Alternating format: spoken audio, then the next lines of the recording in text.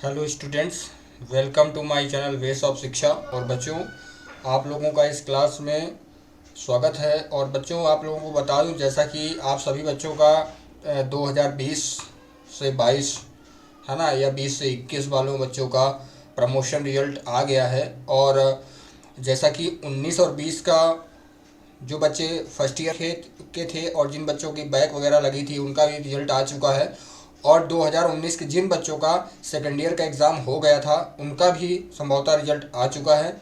बच्चों, अब आने वाली परीक्षाओं में जिन बच्चों का अभी एग्ज़ाम 2019 बैच के सेकेंड ईयर का नहीं हुआ है, वो बच्चे कंटिन्यू तैयारी रखें। और उनका हो सकता है कि मार्च की फर्स्ट वीक में ही एग्ज़ाम आपका आप लोगों का होगा। और जिन बच्चों का सप्लीमेंट्री है यानी बैक एग्ज़ाम लगा हुआ है, उनका भी एग्ज़ाम होगा। और जैसा कि आप लोग स्क्रीन में देख रहे हैं, आज की क्लास स्टार्ट है बच्चों। और आज की क्लास आप स्टार्ट कर रहे हैं फर्स्ट नंबर क्वेश्चन से। तो आपका पहला नंबर क्वेश्चन है कि तांबे के परमाणु के तीसरे कक्ष में कितने इलेक्ट्रॉन होते हैं। तांबे के परमाणु के तीसरे कक्ष में कितने इलेक्ट्रॉन होते हैं। तो बच्चों, कितने इलेक्ट्रॉन होते हैं? आपका 8, तो ये वाला तो रॉन्ग हो गया है, दूसरा वाला भी रॉन्ग हो गया है। अब बच्चों तीसरा, यानी कि 18 इलेक्ट्रॉन होते हैं। कितने होते हैं? 18 इलेक्ट्रॉन होते हैं। ठीक है बच्चों, आपका पहला क्वेश्चन हो गया। दूसरा नंबर क्वेश्चन देखते हैं, अर्धचालक पदार्थ कौन सा है। अर्धचालक पदार्थ कौन सा है बच्चों? तो देखो, इसमें यूरेका तो है नहीं है, एबोनाइट भी नहीं है, और आपका मैग्नानिन भी नहीं है, जर्मेनियम है। ठीक है, तो ये नंबर आपका क्वेश्चन डी यानी ऑप्शन नंबर डी आपका राइट है। अब हम क्वेश्चन नंबर 3 पे आते हैं। व्हाट इज द नियन ध्रुवता संकेत का एसी आपूर्ति जांचते समय संकेत क्या होता है। ठीक है बच्चों, तो इसका आपका ऑप्शन होगा, क्वेश्चन नंबर 3 का ऑप्शन पहला तो होगा नहीं, दोनों इलेक्ट्रोड जलते हैं, गलत हो गया आपका। ठीक है, अब आपका बी नंबर हो गया। तो आपको बता दें बच्चों कि दोनों, देखो ये भी आपका गलत है, और ये जो है आपका पहला क्वेश्चन, ये आपका राइट है। पहला आपका ऑप्शन एकदम सही है, ये भी गलत है आपका, और ये भी गलत है। ठीक है ना। अब आते हैं हम चौथे नंबर क्वेश्चन की ओर। कहता है 500 वाट के लैंप को 5 घंटे जलाने पर विद्युत ऊर्जा की खपत को यूनिट में निकालें, है ना। तो 500 वाट को विद्युत ऊर्जा खपत में क्या करें? यूनिट में निकालना है। तो चौथा नंबर क्वेश्चन है, तो इसका आपका आ जाएगा, देखिए बच्चों, इसका आपका होगा ये वाला 2.5 क्या होगा? 2.5 यूनिट। ठीक है, 2.5 यूनिट यानी डी नंबर सही है आपका। ठीक है बच्चों, अब हम आते हैं पांचवें नंबर क्वेश्चन की ओर। पांचवा नंबर क्वेश्चन क्या कह रहा है कि 1000 वाट और 100 वाट और आपका बटे में 250 वाट से रेटेड लैंप के गर्म प्रतिरोध का मान क्या होगा। तो देखिए, ये गर्म प्रतिरोध का मान इसमें डायरेक्ट ऑप्शन है आपका 625। कितना? 625.00 ओम। ठीक है, 00 ओम होगा। अब हम आते हैं छठवें नंबर क्वेश्चन की ओर। कौन सा नियम कहता है कि बंद विद्युत परिपथ में लगाया गया वोल्टेज पाथ के योग के बराबर होता है। तो कौन सा कहता है आपका कहता है ये वाला फिरचोफ का दूसरा नियम, डी नंबर आपका सही। सातवें नंबर क्वेश्चन की ओर आते हैं। कह रहा 200 वाट अपन 240 वाट के दो लैंप 240 वाट आपूर्ति से श्रेणी में जुड़े हुए कुल शक्ति ज्ञात कीजिए। तो कुछ एनर्जी आपको क्या करनी है? ज्ञात करनी है। तो कुल एनर्जी आप ज्ञात करनी है, तो नॉर्मल सी बात है, आप कितना होगा कुल एनर्जी? 100 वाट होगा। ठीक है बच्चों, कितना होगा? 100 वाट। अब आठवें नंबर क्वेश्चन की ओर आते हैं। कह रहा है कि यदि 3 प्रतिरोध R1 R2 R3 समांतर परिपथ से जुड़े हो तो कुल आपका प्रतिरोध ज्ञात कीजिए। कुल प्रतिरोध, तो इसका आपको फॉर्मूला लगा देना है आपका, कि इसमें आपका ये हो जाएगा RT equal to 1/R1 plus 1/R2 plus 1/R3। ठीक है, अब हम आते हैं 9 नंबर क्वेश्चन की ओर। कह रहा ओ ओम मीटर का पाठ्यांक खुले हुए R2 प्रतिरोध में क्या होगा। तो इसमें आपका क्या होगा, तो इसमें होगा आपका बी नंबर, ये नंबर क्वेश्चन सही है, अनंत पाठ्य पर संकेत। ठीक है बच्चों।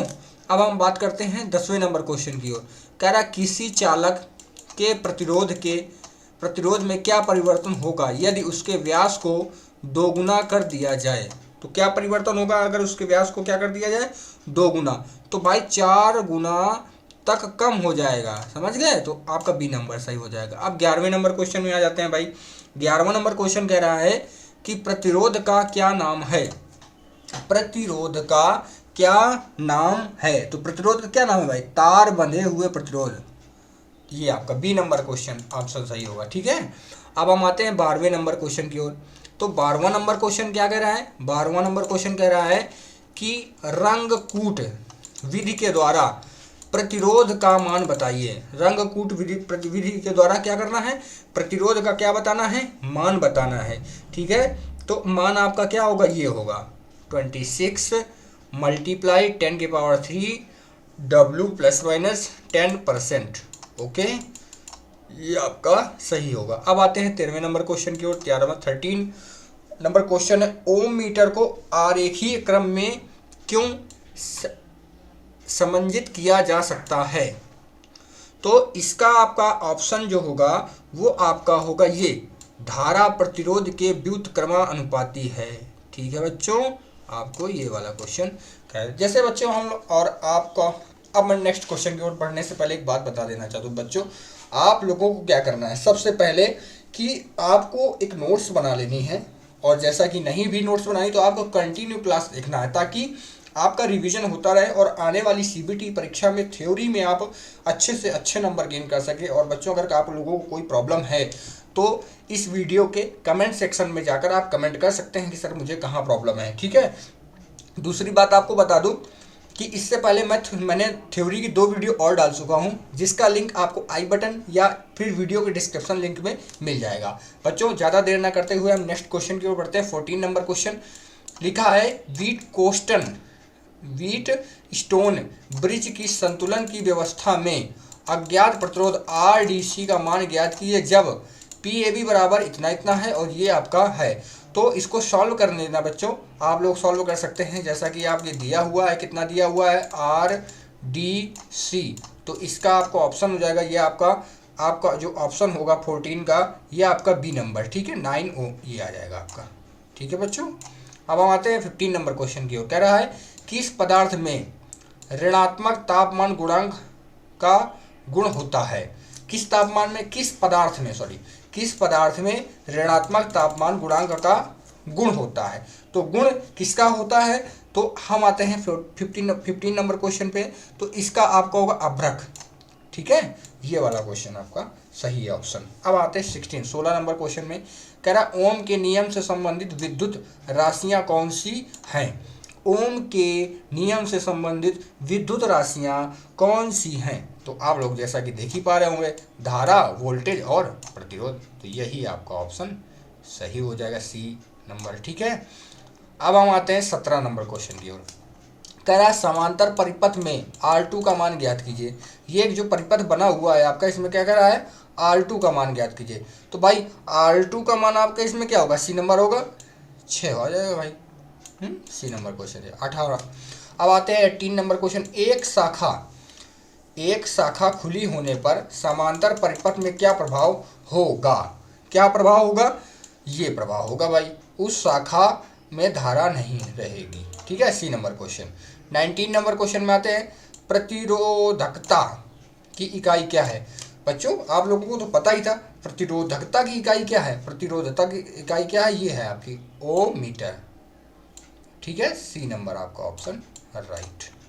अब हम बढ़ते हैं 20 नंबर 20 क्वेश्चन नंबर 20। कह रहा है सर्किट ब्रेकरों में आर्क शमन सुरक्षा के लिए किस प्रकार के प्रतिरोध का उपयोग किया जाता है। किस प्रकार के प्रतिरोध का उपयोग किया जाता है, तो वैरिस्टर, ये है फर्स्ट नंबर ऑप्शन, वैरिस्टर प्रतिरोध का उपयोग किया जाता है। 21 नंबर क्वेश्चन आता है, रंगकूट विधि द्वारा प्रतिरोध का मान बताइए। तो रंगकूट प्रतिरोध, आपका प्रतिरोध का मान क्या होगा भाई, ये आपका होगा 25 × 10⁻³ ± 5%। ओके। 22 नंबर क्वेश्चन है, जैसा कि आप देख पा रहे हैं कि कह रहा है व्हीटस्टोन ब्रिज की संतुलन की अवस्था में अज्ञात प्रतिरोध RDC ये आपका दिया हुआ है। जब आपका ये दिया हुआ है तो P आपका AB इक्वल टू कितना है, 400। ठीक है, 400 है ना। तो अब इसमें जो आपका ऑप्शन हो जाएगा वो आपका ऑप्शन होगा बच्चों, जैसा कि आप देख पा रहे हैं, इसमें आपका B नंबर आपका एकदम सही होगा। अब आ जाते हैं 23 नंबर क्वेश्चन में, कह रहा है वोल्ट मीटर V पाठ्यक्रम बताइए। जितने इसमें V लिखा हुआ उसका पाठ्यक्रम हमको बताना है। तो पाठ्यक्रम इसमें सबको पता है कि 18 वाट होगा। ठीक है, D नंबर ऑप्शन सही है। 24 में आते हैं, कह रहा है श्रेणी परिपथ का उपयोग। क्या, श्रेणी परिपथ का उपयोग। श्रेणी परिपथ का उपयोग क्या है, श्रेणी परिपथ का उपयोग ये है वोल्ट मीटर मल्टीप्लेयर प्रतिरोध। D नंबर ऑप्शन सही है। अब आपका आता है 25, कह रहा है श्रेणी परिपथ में खुले हुए प्रतिरोध पर क्या प्रभाव पड़ता है।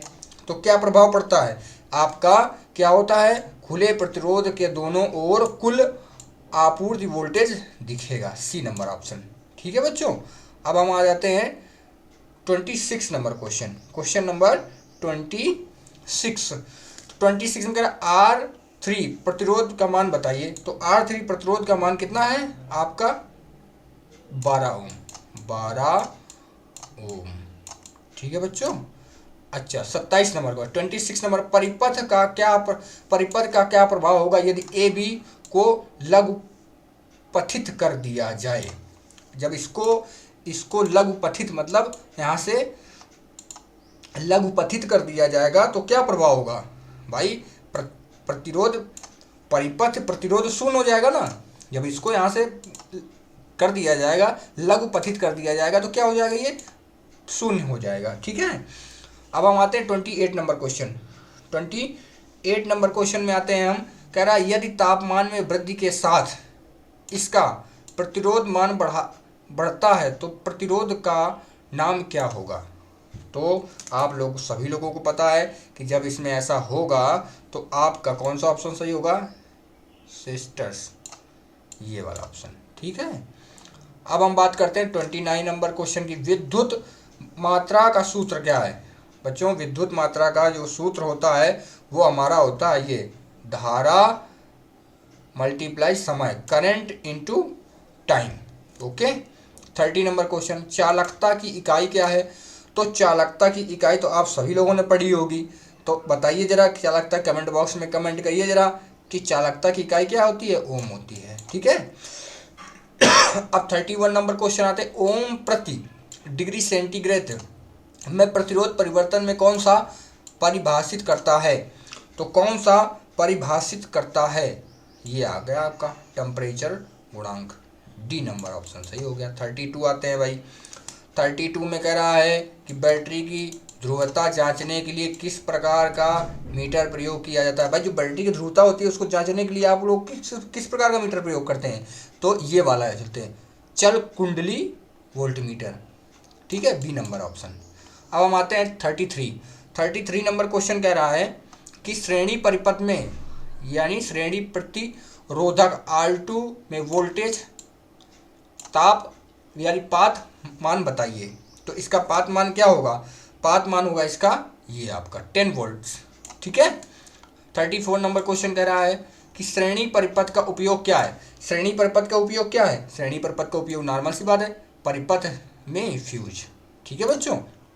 35 नंबर क्वेश्चन कह रहा है कि 1 ओम 10 ओम तक तापमान के कौन सी विधि का उपयोग किया जाता है। जैसा कि आप क्वेश्चन देख पा रहे हैं, तो इसमें क्या होगा, इसमें होगा आपका C नंबर, व्हीटस्टोन ब्रिज विधि, ये आपकी होगी व्हीटस्टोन ब्रिज विधि। अब 36 नंबर क्वेश्चन आता है, विशिष्ट प्रतिरोध में SI की इकाई क्या है। बहुत ही सिंपल बच्चों है, एसआई की इकाई क्या है? ओम मीटर है। ठीक है, सी नंबर ऑप्शन सही है आपका। 33 कह रहा है प्रतिरोध का क्या मान है? प्रतिरोधक के प्रतिरोध का मान। बच्चों ध्यान से क्वेश्चन देखिएगा, प्रतिरोधक के प्रतिरोध का मान पूछ रहा है। तो ये आपका ऑप्शन इधर देखिए, इसमें आपका कौन सा होगा? ये वाला बी नंबर ऑप्शन होगा। ठीक है, सबको समझ में आ गया होगा। अब हम आते हैं 38 नंबर क्वेश्चन में। कह रहा है कि श्रेणी प्रकार के ओम मीटर परिपथ में शंट प्रतिरोध R2 का क्या उपयोग होगा? क्या उपयोग होगा R2 का? शंट में आपके R2 का उपयोग जो है वो क्या होगा? तो आपका क्या होगा? संकेत की शून्य स्थिति को समंजित करना। C number option. अब आते हैं 39। कौन सी विधि, 39 क्वेश्चन है, कौन सी विद्युतीय राशि चालक में ऊष्मा उत्पन्न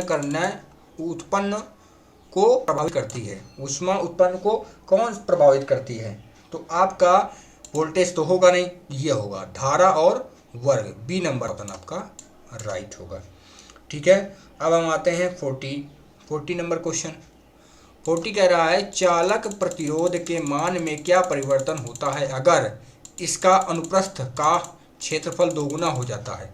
तो क्या परिवर्तन होता है? तो ये आपका सही है, 2 गुना कम हो जाता है। ठीक है, बी नंबर ऑप्शन आपका सही है। 41 में आ जाते हैं। परिपथ के प्रतिरोधक R4 पर वोल्टेज ताप की गणना कीजिए। तो वोल्टेज ताप की गणना करने के बाद ऑप्शन आपका क्या आएगा? डी नंबर 100 वाट। ठीक है बच्चों, अब हम आते हैं 42 नंबर क्वेश्चन पे। 42 कह रहा है लाइट डिपेंडेंट रजिस्टर का प्रतिरोध क्या होगा यदि प्रकाश की तीव्रता बढ़ा दी जाए?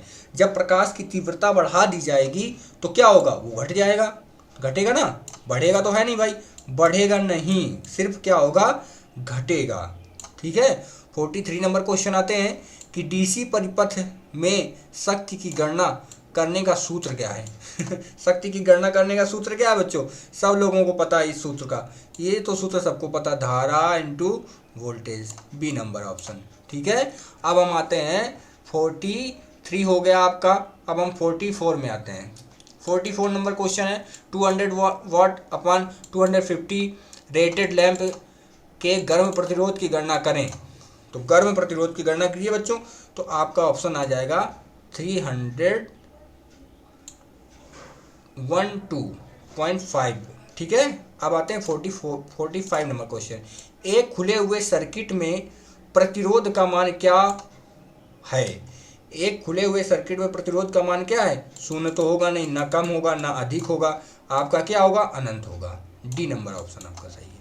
अब हम आते हैं 46 में। समांतर परिपथ से जुड़े हुए इतने ये प्रतिरोध किस प्रतिरोध में सबसे धारा बहाव होगा? तो किस में होगा बहाव सबसे ज़्यादा होगा आपका 560 में। ठीक है, अब 47 नंबर क्वेश्चन आते हैं। 47 में ताम्र चालक विशिष्ट प्रतिरोध मान क्या होगा? ताम्र चालक विशिष्ट प्रतिरोध मान आपका होगा 1.72 माइक्रोन, ये आएगा आपका C number option. 48 number question आते हैं। चालक के प्रतिरोध के व्युत्क्रमानुपाती क्या होता है? चालक के प्रतिरोध के व्युत्क्रमानुपाती क्या होता है? लंबाई तो होता नहीं है, प्रतिरोधकता भी नहीं होता है, तापमान भी नहीं होता है, कौन होता है आपका? अनुप्रस्थ काट का क्षेत्रफल। ठीक है ना बच्चों, तो ये थे आपके ये सब क्वेश्चन।